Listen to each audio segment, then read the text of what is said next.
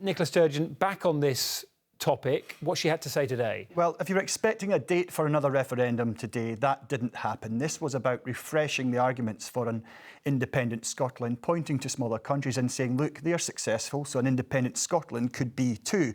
I think what was interesting today was what Nicola Sturgeon said she'll set out later, and that is how a referendum can be held. So in 2014, the UK government said it was granting what's called a Section 30 order for Holyrood to hold that referendum.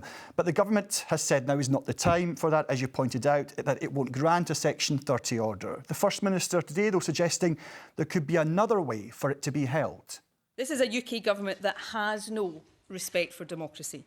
And as we saw again yesterday, it has no regard for the rule of law either. That means if we are to uphold democracy here in Scotland, we must forge a way forward, if necessary, without a Section 30 order. You hear her saying there about forging a way forward. What's that way forward going to look like? It is a big question, isn't it, Dan? I think this could mean we see potentially a court challenge taking place to decide whether Holyrood has the competency to hold a referendum without permission from the UK government. Remember, there is a pro-independence majority right now at Holyrood after the election, the SNP and the Greens combined, but opposition MSPs say the focus should be on governing the country.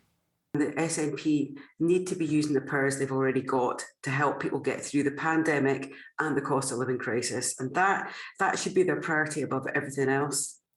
Now, the timing of all this is very tight indeed. You'll remember Nicola Sturgeon has said she would like a referendum to be held by the end of next year.